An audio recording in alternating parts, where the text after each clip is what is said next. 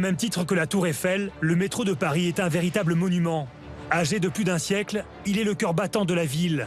Avec 220 km de voies, 302 stations, 14 lignes, il est essentiel à la vie de la capitale et transporte plus de 5 millions de voyageurs par jour. 2 milliards de personnes chaque année. Modernisé sans cesse et toujours à la pointe de la technologie, il garde néanmoins l'aspect de ses premiers jours. Cette singularité, il la doit aux Parisiens, attachés au métro tel qu'il a été créé en 1900. Imaginé par des ingénieurs visionnaires tels Fulgence Bienvenu, le père du métro, et réalisé à une époque de tous les possibles, la mégastructure marque la capitale avec ses viaducs imposants qui traversent la Seine. Comment ont-ils réussi de tels exploits ? Une des prouesses technologiques aussi, c'est le viaduc d'Austerlitz, avec cette portée exceptionnelle de 140 mètres en une seule fois. De tout temps, le réseau a profité des technologies les plus innovantes. Des premières galeries boisées aux caissons immergés dans la Seine, en passant par la congélation du sol, les travaux commencés à la fin du 19e siècle ont éventré Paris et multiplié les performances. Quant aux 400 rames du métro, elles ne ressemblent plus du tout aux wagons en bois d'origine.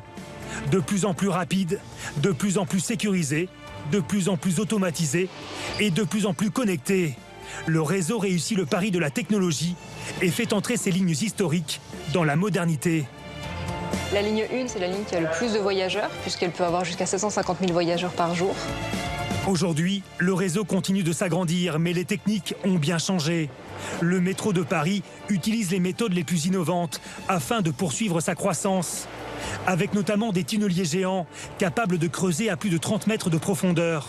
D'ici quelques années, on aura un train qui circulera toutes les 85 secondes à l'heure de pointe le matin, avec des systèmes entièrement automatiques. Des extensions de lignes qui sortiront le métro des limites de la capitale et se connecteront avec le nouveau réseau de 200 km du Grand Paris Express. Comment le métro va-t-il aborder l'avenir et les nouveaux enjeux urbains ? Après plus d'un siècle d'existence, le réseau prend pied dans le 21e siècle. Découvrez le métro de Paris comme vous ne l'avez encore jamais vu.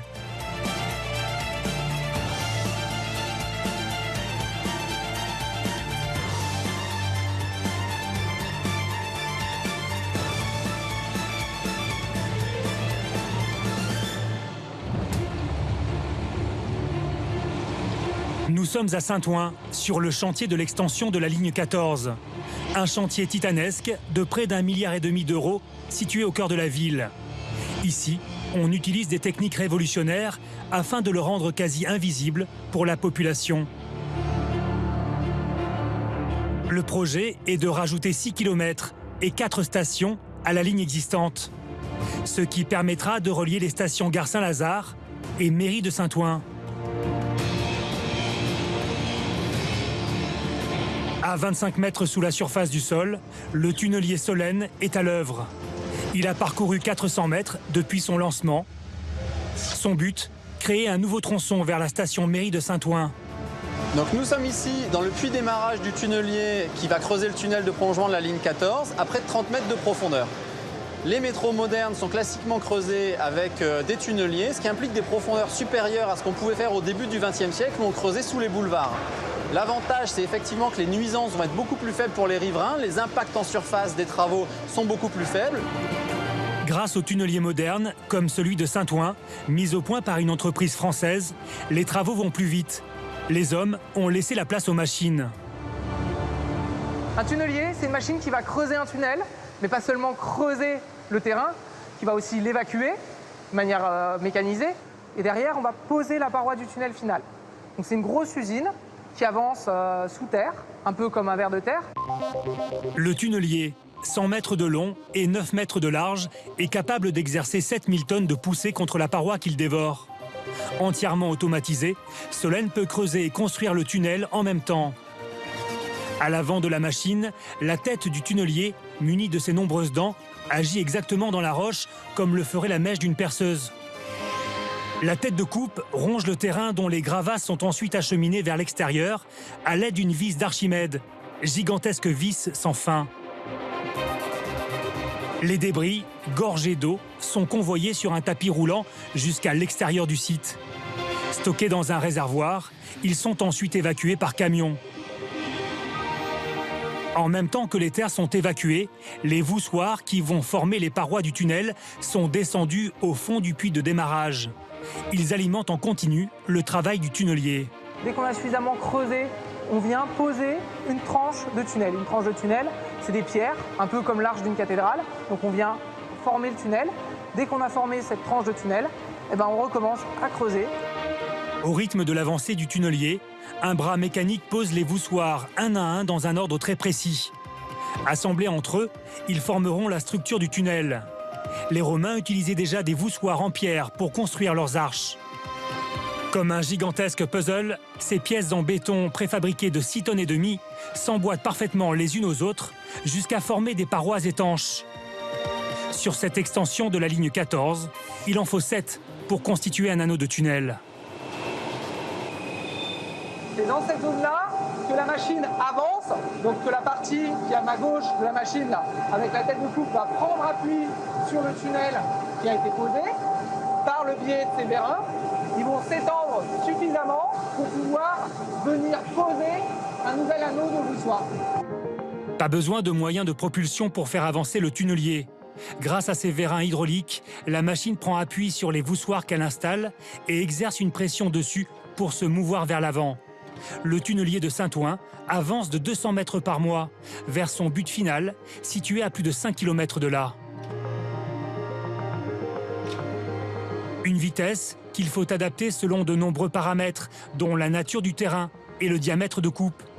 Comme une perceuse qu'on ne voudrait pas trop solliciter, par crainte de la voir se bloquer. C'est une mèche, si vous commencez à creuser sans venir lubrifier la mèche quand vous creusez dans du métal, vous risquez d'abîmer votre mèche directement ou de la bloquer, ça serait le pire. Dans du béton, on voit ça, c'est-à-dire vous bloquez votre forêt, à ce moment-là, on est un peu, la machine c'est pareil.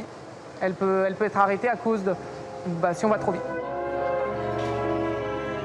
Il est loin le temps des omnibus qui sillonnaient la capitale et de l'exposition universelle qui a vu naître le métro de Paris. Aujourd'hui, c'est 220 km de voies, 14 lignes de métro, 303 stations et plus de 400 rames qui y circulent 7 jours sur 7. C'est aussi une incroyable saga qui remonte à près d'un siècle et demi. À la fin du 19e siècle, le transport à Paris est dans une situation catastrophique. Il y a deux compagnies, la Compagnie Générale des Omnibus et la Compagnie des Hirondelles. Les Hirondelles, ce sont des petits bateaux à vapeur sur la Seine qui transportent environ 40 millions de personnes par an.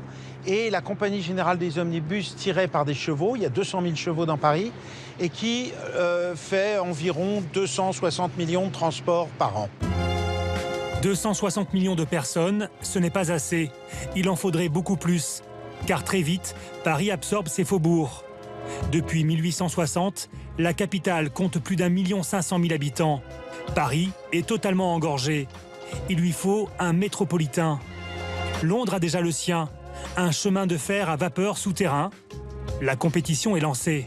Il y a eu les projets les plus fantaisistes, dès 1824, et puis il y a eu tous ces projets de chemin de fer à vapeur, sur le sol, sous le sol, dans les immeubles, sur les immeubles, et tout ça a été proposé à la ville de Paris, à l'État, au Parlement, et aucune décision ne se prenait parce qu'on ne maîtrisait pas vraiment l'idée qu'on avait de ce que serait un métro à Paris.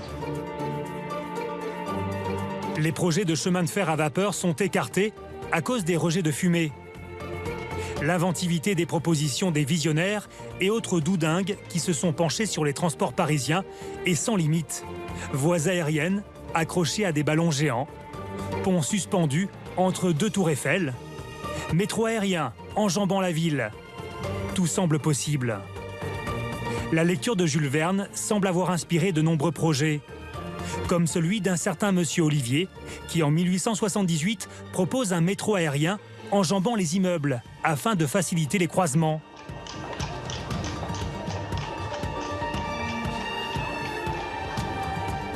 Cela va durer 40 ans sans aboutir. Les Parisiens vont devoir prendre leur mal en patience. En réalité, il y a un conflit entre l'État qui veut que le métro soit un prolongement du réseau national et que le réseau national traverse Paris, et le département de la Seine qui veut un métro plus local, en tous les cas plus recentré sur la ville. Dès l'origine, le cahier des charges de la construction du métro de Paris précise que celui-ci sera souterrain dans sa plus grande partie, même s'il devra également franchir la Seine par des ponts métalliques. Quant aux rames, elles seront à traction électrique et ne devront pas dépasser un gabarit de 2,40 m, ce qui interdit toute circulation des trains normaux. La ville de Paris ne voulait pas créer un réseau de chemin de fer dans Paris qui permettrait de relier les grandes stations de train entre elles, ayant peur que la population prenne ces trains et quitte la ville de Paris et qu'il n'y ait plus de population dans Paris. Cette idée, à peu près, extravagante aujourd'hui, était dominante à l'époque et donc elle empêchait qu'on réalise un métropolitain dans Paris. Mais en même temps, elle mesurait que c'était nécessaire. En 1896, l'État lâche et effectivement, la ville de Paris va pouvoir se doter d'un métro local. Plusieurs échéances importantes, comme l'Exposition universelle de 1900, vont finalement mettre tout le monde d'accord. À Paris, on teste un moyen de transport original, appelé la rue de l'Avenir. C'est en fait un trottoir roulant de plus de 3 km de long qui longe la Seine et fait une boucle entre le Champ de Mars et l'esplanade des Invalides. Les Parisiens en sont fous. Par ailleurs, un projet de métro innovant voit le jour. Il s'appuie sur une invention qui est en train de changer la société. En 1880, une révolution a lieu, c'est la révolution de l'électricité. Tout d'un coup, on se rend compte qu'on peut maîtriser des productions de transport par l'électricité. Et Jean-Baptiste Berlier invente un système remarquable. Il invente l'idée des tramways tubulaires souterrains électriques. Et il écrit un petit pamphlet, et il est tellement sûr que c'est la bonne solution qu'il écrit dans son pamphlet « De toute façon, même si je mourais, je suis sûr que c'est ça qu'on va réaliser ». Les tramways existent depuis les années 1860. D'abord des tramways à chevaux, ensuite à vapeur, et enfin électriques. Visionnaire, Berlier imagine un tramway sous le sol, avec un rail central qui fournirait l'électricité nécessaire. Enfin, en 1896, un ingénieur de la ville de Paris, Fulgence Bienvenu, est chargé du projet. On le présente comme le père du métro. Une station porte même son nom, Montparnasse Bienvenu. Il avait en particulier œuvré sur à la fois les réseaux d'égouts et sur les réseaux d'approvisionnement en eau de la ville. Et il y a une certaine analogie, je dirais, entre un tunnel de métro et un tunnel d'égout, ce qui a fait que le personnage, en tous les cas, semblait tout à fait adapté à ce grand projet. Fulgence Bienvenu est le champion du souterrain. Mais le métro de Paris, ce sont aussi quelques constructions spectaculaires, incroyables prouesses technologiques pour l'époque et véritables chefs-d'œuvre artistiques.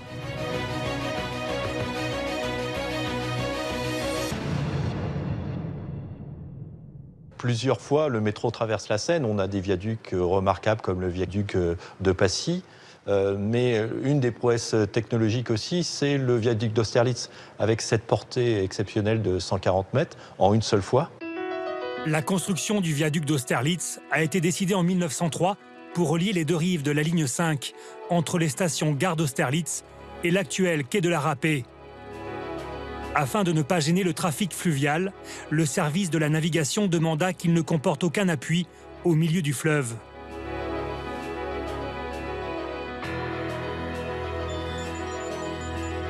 Situé à 11,30 m au-dessus du niveau de la Seine, le viaduc d'Austerlitz est réalisé en acier.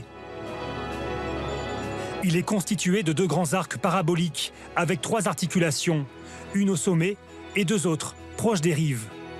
Le tablier, large de 8,50 m, est suspendu aux arcs par 16 montants en son centre et porté par 4 montants aux extrémités.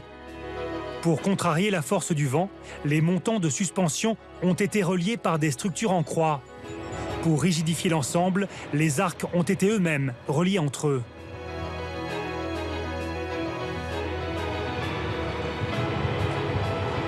Le projet retenu prévoyait donc un viaduc d'une seule portée de 140 mètres, battant au passage les 107,50 m de celle du pont Alexandre III, jusque-là la plus longue de Paris.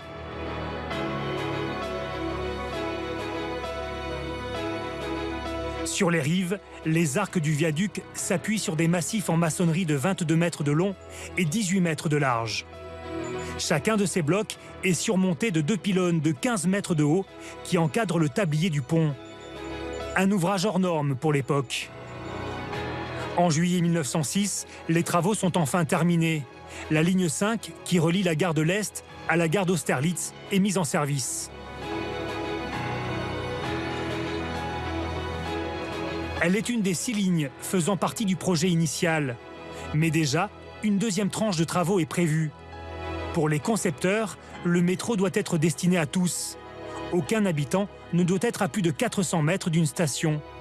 C'est pour cela que la première ligne construite comportera 18 stations, pour seulement 11 km de long. C'est une ligne transversale est-ouest qui part de la porte de Vincennes pour rejoindre la porte Maillot. Elle longe la Seine sur presque la moitié de sa longueur.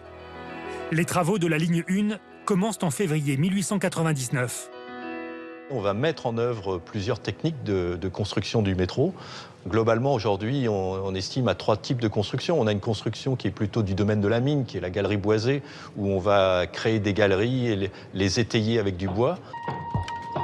Cette technique est utilisée par tous les entrepreneurs pour la construction de tunnels ferroviaires notamment. Comme dans les mines, le creusement se fait à la main, à la pioche et à la pelle.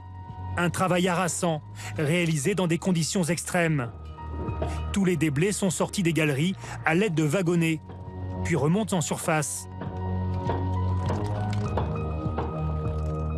Certains sont utilisés pour reboucher des carrières parisiennes. Quant aux galeries, elles sont étayées à l'aide d'énormes poutres qui servent également à créer la forme du futur tunnel. Enfin, toujours à la main, on réalise la voûte à l'aide de blocs de pierre maçonnés. Un travail digne de la construction des pyramides. On a une deuxième technique, qui est une technique qui sera employée plus tard, qui sera plutôt une technique de bouclier, qui est peut-être aujourd'hui l'ancêtre du tonnelier, et qui consiste effectivement à creuser en poussant ce bouclier métallique et en construisant la voûte au fur et à mesure de l'avancement. Le bouclier sera peu utilisé sur la ligne 1 car il est très lent, difficile à mettre en place et s'arrête dès qu'il rencontre une roche trop dure. À l'époque, il faut même creuser à la main pour le faire avancer dans des terrains parfois gorgés d'eau. Ce sont les voussoirs, posés un à un, qui créent l'anneau du tunnel. Ils sont alors en fonte et sont positionnés grâce à un système manuel. Ensuite, bétonnés, ils donnent sa forme définitive au tunnel. Le bouclier est vraiment l'ancêtre du tunnelier moderne, mais cette technique mettra des décennies pour être réellement au point. Il faudra attendre un siècle pour qu'un tunnelier soit de nouveau utilisé à Paris. Aujourd'hui, on imagine mal la rue de Rivoli très fréquentée, dans cet état. Et pourtant, c'est l'enfer que les Parisiens vont vivre durant 18 mois. On a une dernière technique qui consiste à ouvrir la chaussée et à fermer la boîte de la station avec un tablier métallique. C'est des techniques qui sont très gênantes, il n'y a plus de circulation, et c'est des travaux qui concernent pratiquement un tiers de la ligne 1. Cette technique sera utilisée près de la Seine. On creuse le moins profond possible pour éviter les infiltrations. Du coup, le sommet de certaines stations n'est parfois qu'à 60 cm des roues des voitures. Une fois les projets d'infrastructure effectivement livrés, il fallait décorer, habiller les stations. Il fallait aussi l'arrivée du carreau biseauté blanc. On fait appel à Hector Guimard pour les fameuses entrées de stations de métro. Et le tout est livré à la compagnie de chemin de fer métropolitain de Paris qui va en assurer l'exploitation. Pour l'électrification du réseau, on fait appel aux technologies les plus en pointe. 2 usines à charbon sont construites afin de fournir l'énergie nécessaire à ce nouveau moyen de transport. Des investissements colossaux qui associent déjà public et privé.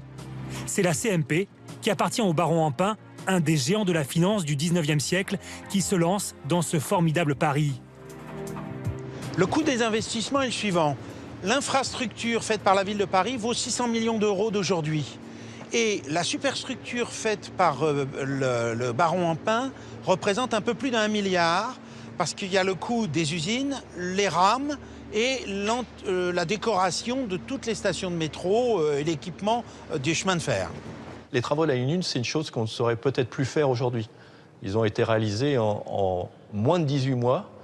Il y avait un impératif qui était de répondre à l'Expo universelle de 1900, Ceci dit, le métro est arrivé un petit peu en retard. Il est arrivé 3 mois en retard. Il est ouvert le 19 juillet 1900, alors que l'Expo universelle a commencé en avril 1900.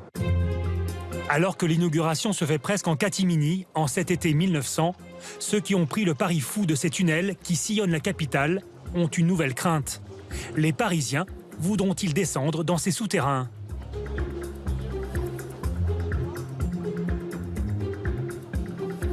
En réalité, c'est tout de suite un véritable succès.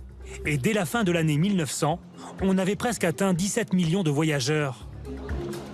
Une performance inimaginable. Car chaque rame n'est constituée que de 3 voitures en bois qui circulent à 21 km/h maximum.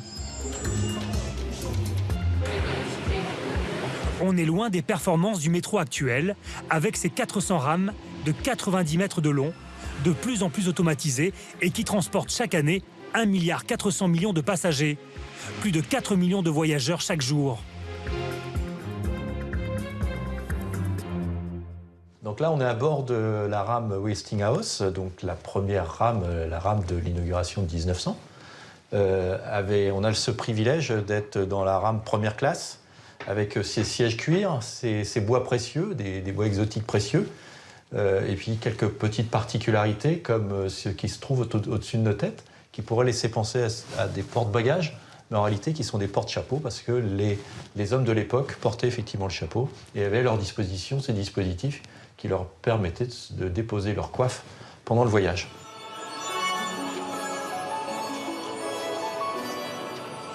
Près de 120 ans plus tard, les choses ont bien changé. À commencer par la ligne 1, la ligne historique qui a connu toutes les évolutions du métro parisien. De plus en plus connectée, de plus en plus confortable, de plus en plus automatisée et de plus en plus sécurisée.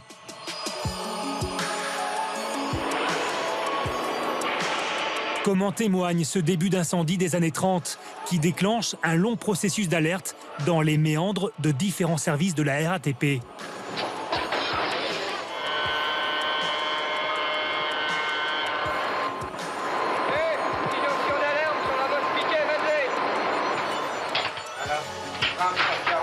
École militaire, courant coupé, section, la voie Piquet-Madeleine, pour dégagement de fumée à 434,1.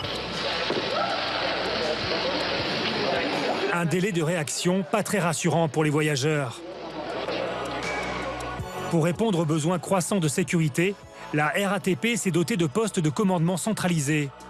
Une révolution rendue nécessaire par le développement croissant de cette mégastructure.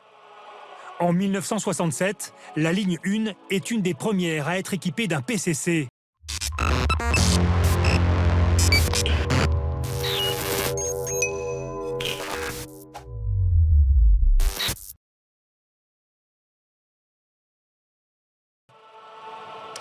50 ans plus tard, c'est le poste de commandement le plus moderne du métro parisien. Avec près de 275 millions de personnes transportées par année, le rôle du PCC de la ligne 1 est primordial afin de répondre à tous les cas de figure. Le PCC, c'est le centre de la sécurité ferroviaire de la ligne. C'est-à-dire que dès qu'il y a une situation anormale que le système détecte, ça peut être un problème de porte, par exemple, avec un voyageur qui retient les portes. Ça peut être une situation que le système détecte comme anormale. Il y a une alarme qui remonte ici, qui est traitée par les superviseurs qui sont derrière moi et qui prennent en compte cette alarme et qui agissent en conséquence en fonction de la situation. La station ferme ses portes. Merci de vous diriger vers la sortie. En 2011, pour mieux répondre à la demande croissante, la ligne classique avec conducteur est passée à une ligne complètement automatique. Les travaux se sont faits de nuit, sans interruption majeure de trafic. C'était une première mondiale. Les grands avantages de l'automatisation, c'est tout d'abord la sécurité, puisqu'on a un système qui empêche toute intrusion de voyageurs sur les voies, notamment. Le deuxième avantage de l'automatisation, c'est une grande souplesse d'exploitation, puisqu'on peut injecter des trains et ainsi augmenter l'offre de transport en fonction du besoin. Le troisième avantage de l'automatisation, c'est passer d'un intervalle de 105 secondes à un intervalle de 85 secondes. C'est-à-dire que sur une plage horaire définie, on peut injecter plus de trains et donc offrir un confort de voyage supérieur à nos voyageurs et un nombre de voyageurs transportés supérieur. Le métro parisien est parfois mis à rude épreuve. comme lors des très grandes manifestations populaires qui agitent la capitale. Mais désormais, la RATP est capable d'adapter rapidement ses moyens à la demande, à n'importe quel moment, même un dimanche. À la place d'une vingtaine de trains, on a mis en piste plus de 40 trains, en fait, ce qui nous a permis d'avoir un intervalle comme à l'heure de pointe, un dimanche après-midi. L'évolution du métro de Paris est depuis sa création une véritable course d'obstacles. La construction de certains de ces tronçons est un mélange d'ingéniosité, d'abnégation et de folie pure. C'est le cas avec la station Opéra. Nous sommes en 1904. Un entrepreneur se lance dans de véritables travaux d'Hercule. Ici, il va réussir l'exploit d'enterrer un gigantesque bloc de béton dans lequel vont se croiser 3 lignes de métro, les unes au-dessus des autres. Du jamais vu. Jusqu'à présent, Léon Chagnot n'a creusé que quelques tunnels sur les lignes 2 et 3. Sa notoriété, il la doit à cette grande première. Il va y tester des techniques de pointe et devenir ainsi un des plus grands constructeurs du métro parisien. Grâce à cette réussite, il va se voir confier une mission encore plus incroyable. La première traversée sous la Seine, entre les stations Châtelet et Cité. Ces 2 stations font partie de la ligne 4. Longue d'environ 11 km, elle part de la porte de Clignancourt et va jusqu'à la porte d'Orléans. Première ligne à traverser Paris dans un axe nord-sud, elle est aussi la première qui doit traverser la Seine. On ne devait pas passer sur la ligne de la Cité. On devait finalement rejoindre Châtelet-Saint-Michel en passant finalement à la pointe amont de l'île de la Cité, mais pour des raisons très simples, c'est que finalement ce métro devait passer juste sous l'Académie française qui se trouve là, et les académiciens n'étaient pas d'accord. Pour leur calme, ils ont décidé de faire une pétition qui a été suivie par un certain nombre, à l'époque, de savants et autres, et c'est là qu'on a décidé de dire non, on va passer par l'île de la Cité et on va faire une station île de la Cité. Chagnot construit tout d'abord le tronçon qui mène à la Seine. Il va de la station Châtelet jusqu'aux Berges.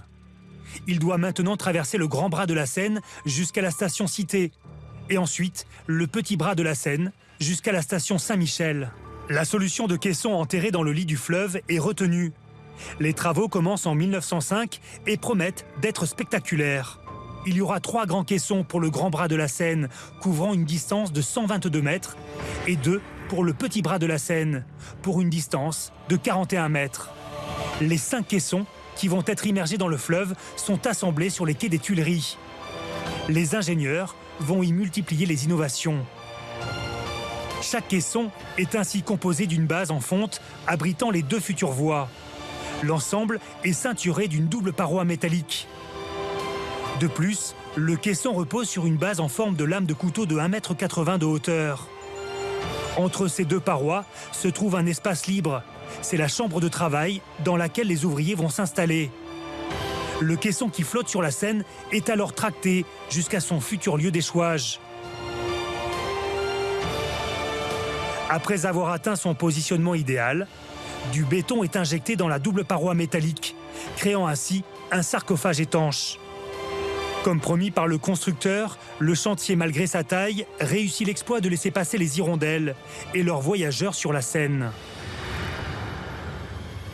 Sous le poids du béton, le caisson coule doucement. Une fois la mise en place effectuée, l'eau à l'intérieur de la chambre de travail est pompée. Quant au caisson principal, il est lesté pour le maintenir en place au fond du fleuve.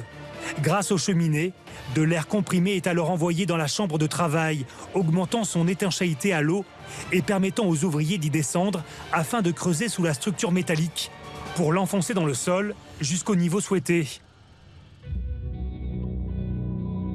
Travaillant dans des conditions extrêmes, ces ouvriers spécialisés, on les appelle les tubistes, doivent comme des plongeurs sous-marins suivre des paliers de décompression pour remonter des chambres de travail situées 15 mètres sous la surface. Des grèves, rares à l'époque, marqueront l'histoire de ce chantier hors norme. Léon Chagnot, d'habitude, ne négociait pas. Si les ouvriers ne voulaient pas travailler, il en cherchait d'autres. Mais là, ce n'était pas possible parce que c'était vraiment des spécialistes. Peu pouvaient travailler comme ça sous air comprimé. Donc, il va négocier avec eux. Parce que la première grève dure 1 mois et demi. Et au bout d'1 mois et demi, Léon Chagnot leur accepte 2 choses, finalement. De meilleures conditions de travail, plus de sécurité et bien sûr des primes au rendement. Meilleure sécurité, comment? En fait, il va adapter aussi quelque chose qui n'avait jamais été fait à l'époque, ça veut dire qu'il va adapter un téléphone en direct entre la chambre de travail et le haut. S'il y a un problème, tout de suite, on puisse régler ce problème. Voilà. Grâce au travail de ces hommes capables de prendre tous les risques, tous les caissons d'une même section sont enfin descendus au bon niveau dans le lit de la Seine. Ils sont ensuite réunis ensemble pour former un seul tube. Les chambres de travail sont alors remplies de béton et la tranchée est comblée pour assurer le blocage de l'ensemble. Le tunnel est terminé. L'eau est alors pompée et les ouvriers peuvent enfin y accéder. Si cette partie, pourtant la plus périlleuse, se déroulera sans problème majeur, il n'en ira pas de même avec le tronçon sous l'île de la Cité. On n'est pas sous la Seine, on est dans la terre, mais dans des terres un peu argileuses, marneuses. Donc ils sont pareils dans la chambre de travail en dessous. Et il va y avoir un renard, ça veut dire qu'il va y avoir une fuite d'air comprimé. Et dès l'instant qu'il y a une fuite d'air comprimé, plusieurs ouvriers vont être éjectés de la chambre de travail et les autres auront juste le temps de pouvoir boucher le trou pour pas que tout soit aspiré à l'extérieur. Et finalement, le chantier va être arrêté plusieurs jours. On va essayer de retrouver les ouvriers dans ces terres argileuses. On ne les retrouvera jamais. La pression étant plus forte dans le caisson, comme les passagers d'un avion de ligne dont la porte s'ouvrirait brutalement en plein vol, ils ont été éjectés vers l'extérieur. Les stations Cité et Saint-Michel, situées sur la terre ferme, doivent également être enterrées. C'est encore la technique du fonçage qui va être utilisée. Une fois de plus, des ouvriers vont devoir descendre dans des chambres de travail pour grignoter par en dessous des terrains gorgés d'eau. Un travail colossal quand on voit les images de ces énormes coques d'acier qui vont petit à petit disparaître dans le sol. Mais le chantier n'est pas fini. Une nouvelle difficulté se dresse devant Léon Chagnot. Il faut passer sous la ligne de chemin de fer qui relie Austerlitz et Orsay sans que celle-ci ne s'affaisse. Comme on touche la Seine, les terres sont marneuses, argileuses, donc il fallait trouver une solution pour que ça tienne et qu'on puisse creuser tranquillement. Donc les solutions, c'était de boiser, mais c'était pas facile. Et donc il va décider de congeler le sol sur finalement les 80 mètres de ce passage très complexe. Cette technique de congélation permet de travailler à sec dans les poches d'eau et donc de creuser dans un sol plus stable. Pour cela, on construit 2 usines de réfrigération au bord de la Seine.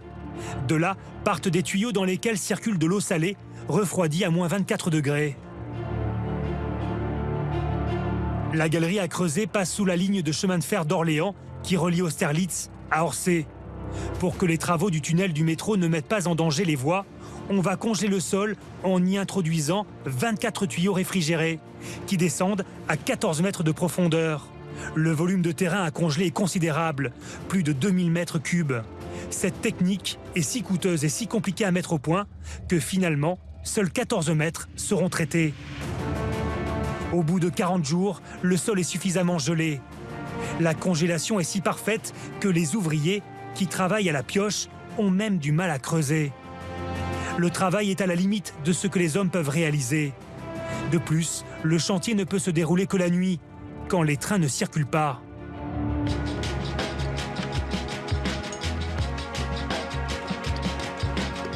En 1909, après 4 années d'un travail acharné, le chantier titanesque de la traversée de la Seine s'achève.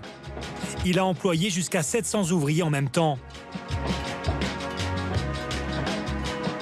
L'inspecteur général Fulgence Bienvenu vient l'inspecter. Son rêve est devenu réalité. 2 ans plus tard, on installe les ascenseurs qui permettent de descendre jusqu'aux stations Cité et Saint-Michel, situées très en dessous du niveau de la Seine.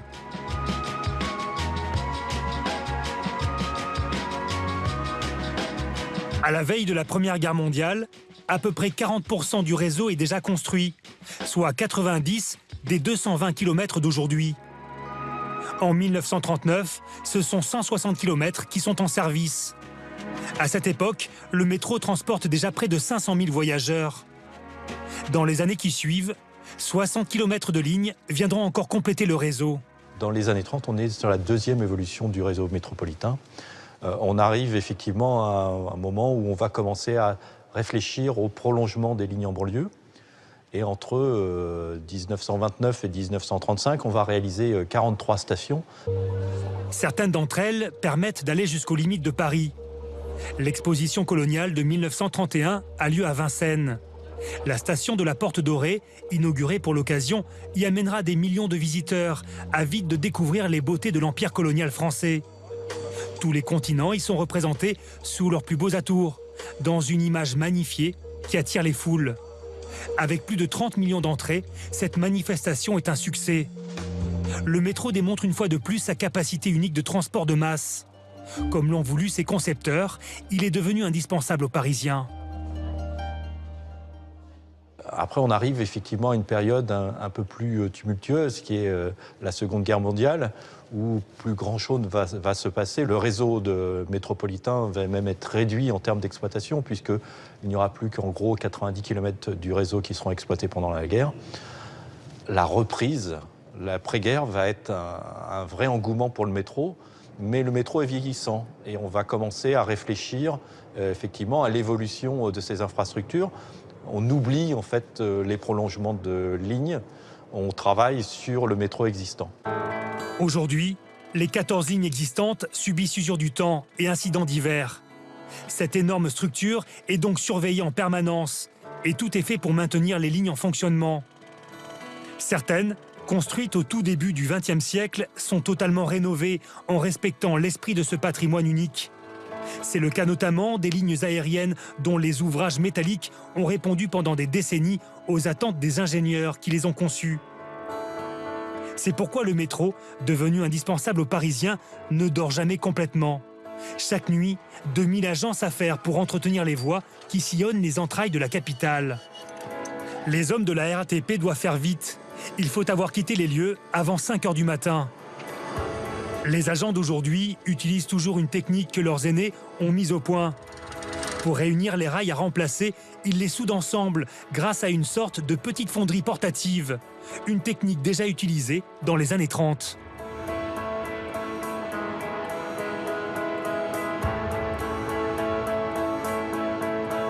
Les centaines de rames de la RATP parcourent des dizaines de milliers de kilomètres chaque année. Un matériel qui nécessite un entretien colossal. Attention à la rentrée de la rame 46, voire 5. Ok Nico, voie dégagée, tu peux y aller.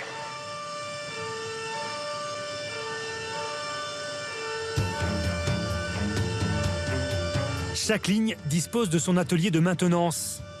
Nous sommes à Bobigny.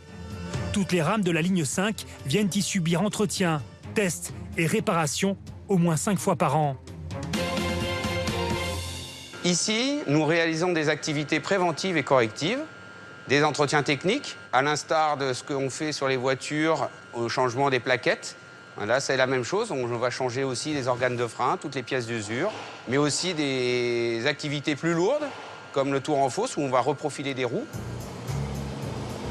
Comme pour les pneus des voitures qui s'usent et se déforment, les roues métalliques des rames de métro nécessitent un reprofilage tous les 200 000 km, soit 3 années d'exploitation. Une manière d'améliorer le confort des passagers et surtout de garantir une sécurité optimale en gagnant en adhérence. Ici, les voitures sont auscultées sous toutes les coutures. Un des grands atouts de cet atelier de pointe, c'est la possibilité de travailler sur les bogies, ces ensembles qui comprennent moteur, châssis et essieux et pèsent plus de 7 tonnes. D'énormes vérins hydrauliques séparent wagons et bogies. Une performance unique qui permet de les réparer ou de les changer. Il est loin le temps des ateliers manuels. Il y a 50 ans, les révisions prenaient un temps fou. La technologie a révolutionné les ateliers de maintenance de la RATP. Mais ici, aujourd'hui comme hier, rien n'est laissé au hasard. On réalise actuellement une opération de nettoyage sous caisse.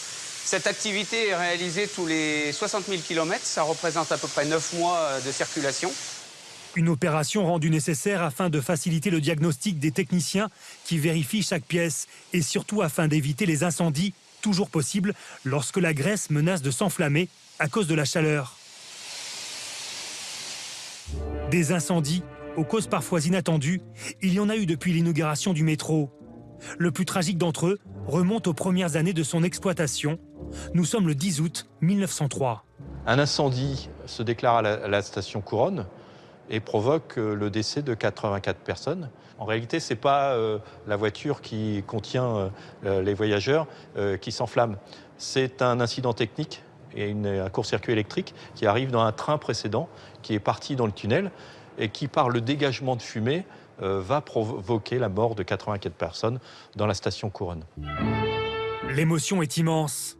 Le jeune métro vient de faire ses premières victimes. Les exploitants vont en tirer de nombreuses leçons. On a fait évoluer le matériel. On est venu isoler dans une cage métallique, en quelque sorte, toute la logique de motorisation et toute la logique d'électrification. Et on a créé aussi cette logique de bogie moteur, ce qui permettait effectivement d'isoler toute la partie bois que vous voyez, la partie bois qui est plutôt l'espace voyageur, de l'isoler et de limiter tous les risques d'incendie. Cette évolution était une évolution provisoire puisqu'on est passé ensuite très rapidement à une évolution d'un nouveau type de matériel qui est un matériel en caisse totalement métallique et qui effectivement là pour le coup limitait tous les risques d'incendie. Le matériel d'aujourd'hui est donc le fruit d'une série d'évolutions qui remontent aux toutes premières voitures en bois. Mais la véritable révolution commence après la Deuxième Guerre mondiale. 1949, c'est la création de la RATP. On va commencer avec les ingénieurs de la RATP à réfléchir à ce que sera le futur métro de demain. Et travailler sur le métro de demain, c'est l'invention du métro à pneus. En 1951, le métro sur pneus va donner naissance à toute la génération des métros sur pneus à Paris, mais aussi dans le monde, puisque c'est la première réalisation. Le métro de Paris va peu évoluer dans les années suivantes. On est dans la période des 30 Glorieuses, celle du tout automobile. Il faut attendre les années 70 pour observer de nouveaux changements. Les voyageurs découvrent les premiers distributeurs automatiques de tickets et les premiers tourniquets auxquels il faudra s'habituer. En 1973, le dernier poinçonneur part à la retraite. La RATP crée la carte orange en 1975. Elle va changer la vie de milliers de franciliens. Plus que jamais, le métro et ses couloirs sont des lieux de vie que la population s'approprie. Côté infrastructure, les Parisiens voient plusieurs prolongements de lignes se réaliser, ainsi que la création d'un nouveau réseau de transport régional, constitué de 5 lignes et long de 587 km. Le RER.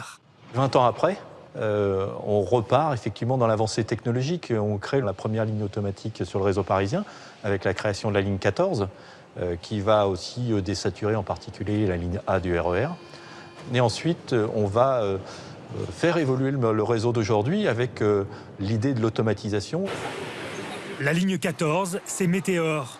Une double révolution, car c'est le choix du métro sans conducteur et celui des stations équipées de portes palières, dont l'ouverture est synchronisée avec celle des rames. Le métro de l'an 2000, lui, s'appelle Météor. Métro Est-Ouest rapide. Il renouvelle totalement la conception du transport urbain dans des stations de 120 mètres de long, à l'architecture claire et accueillante. Construire cette ligne qui traverse Paris d'est en ouest, du 9e au 13e arrondissement, est un nouveau défi, car elle doit passer sous le ventre de Paris, ses parkings, ses réseaux souterrains, ses immeubles, et même sous la Seine. Pour cela, elle va utiliser la technologie révolutionnaire pour l'époque du tunnelier. Un chantier gigantesque qui va durer 5 ans et nécessiter l'utilisation d'une quantité d'acier double de celle de la Tour Eiffel. La ligne 14 est la 7e ligne à traverser la Seine. Elle franchit le fleuve entre les stations Cours Saint-Émilion et Bibliothèque François Mitterrand. 90 ans après l'exploit du premier passage sous la Seine, ce sont à nouveau des caissons qui vont être utilisés pour cette traversée, mais cette fois, personne ne risque sa vie. Fini le travail des hommes sous d'énormes structures métalliques. On utilise des pelleteuses aux bras gigantesques pour réaliser une énorme tranchée de 14 mètres de large dans le lit du fleuve. Les 4 caissons de 34 mètres de long, 6 mètres de haut et 9 mètres de large sont en béton préfabriqué. Ils sont construits directement sur place. Immergés lentement et sous haute surveillance, ils sont ensuite conduits vers leur lieu d'échouage. Positionnés à l'aplomb de la tranchée, les caissons disparaissent dans la Seine jusqu'à leur emplacement définitif. Ils sont ensuite recouverts de terre. Reliés entre eux, ils forment un nouveau passage sous la Seine.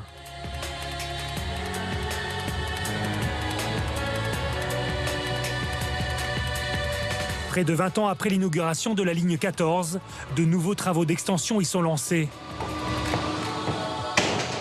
Le prolongement de la ligne 14 a été conçu par rapport à un objectif principal qui est la désaturation de la ligne 13.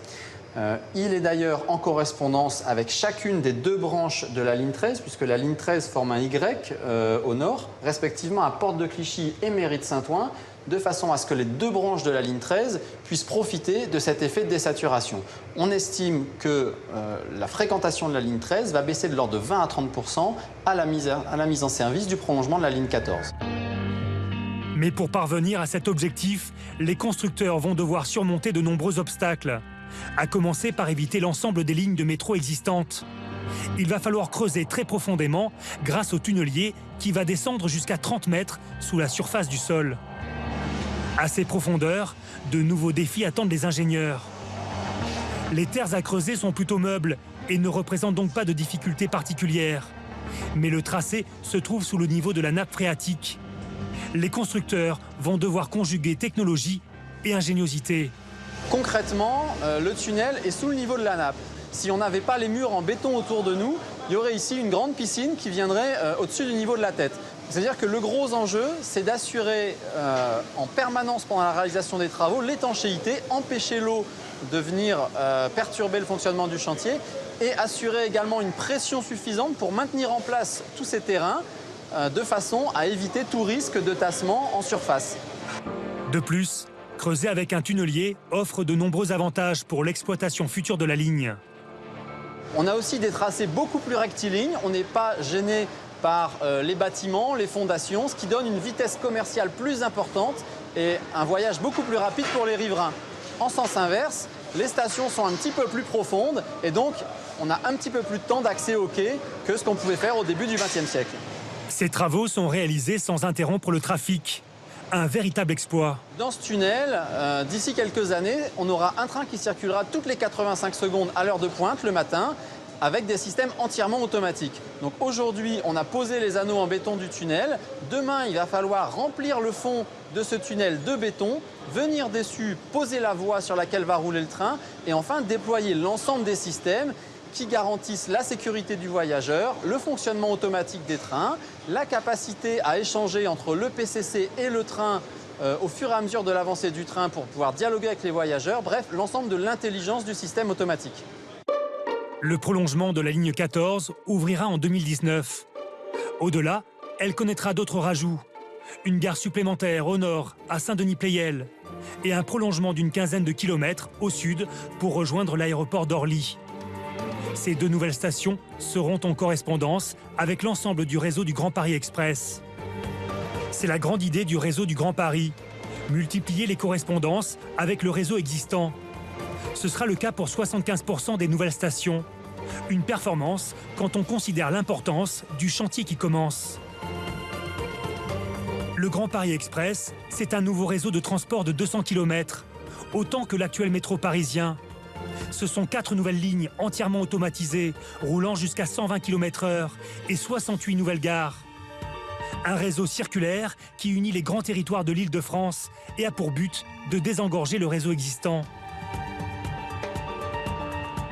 Il était temps. La mégastructure commençait à se gripper. Il a fallu lui trouver une autre manière de fonctionner. Avec le réseau Grand Paris, on pourra passer de banlieue à banlieue sans passer par le centre de Paris. Ça va permettre de décharger les transports du quotidien et notamment la ligne A, la ligne B. Donc très concrètement, aujourd'hui, quelqu'un qui part de la Défense et qui veut aller à Roissy, aujourd'hui il met 1 heure, demain il mettra 35 minutes et donc il va gagner concrètement 25 minutes. Un réseau circulaire donc pour contourner Paris et gagner du temps. Pour la ligne 15 Sud, qui va permettre de relier l'ouest et l'est parisien sans passer par la capitale, 13 architectes ont dessiné les 16 nouvelles gares. On ne cherche plus à les cacher, elles sont pensées comme de vrais lieux de vie et marquent de leur empreinte le cœur de la ville. Le métro du Grand Paris, c'est bien sûr que c'est un projet de transport qui sera innovant, mais c'est surtout le support, le socle d'un projet urbain et de création de services et de création de quartiers. Voilà, donc toute la réflexion est naturellement menée en ce sens, et pas à l'échelle d'une gare, mais vraiment à l'échelle du réseau tout entier. Les premiers travaux ont commencé et la ligne 15 qui ceinturera tout Paris sera totalement terminée en 2027. Mais ce n'est pas tout, car de nombreux projets d'extension des lignes existantes sont déjà prévus. Il faut répondre à la croissance de l'agglomération parisienne, mais aussi de sa fréquentation, qui augmente de 3% chaque année pour atteindre bientôt le 1,5 milliard de voyageurs transportés. Le métro, pour moi, c'est l'éternelle modernité. C'est-à-dire qu'il faut se réinventer en permanence. La ville, elle évolue. Le métro, il doit évoluer, il doit suivre la ville. C'est le réseau sanguin, entre guillemets, de la ville. À la fois, on a un métro patrimonial qu'on entretient, qui est un métro historique, pour lequel il y a une relation affective avec ce métro. Et puis, il y a aussi cet enjeu technologique permanent de remise en cause. Et cet enjeu vers l'automatisme, vers le métro sans conducteur. Les deux doivent vivre ensemble, c'est-à-dire qu'on doit faire vivre à la fois du métro historique et un métro moderne. Bientôt, cette formidable structure, pensée par ses créateurs comme un système replié sur lui-même, sera reliée à la grande ligne du Paris Express, mais aussi aux lignes de RER, formant ainsi un ensemble de plus de 1000 km. Le métro de Paris, un géant, une méga-structure née il y a plus d'un siècle et qui s'appuie sur son histoire pour écrire son avenir.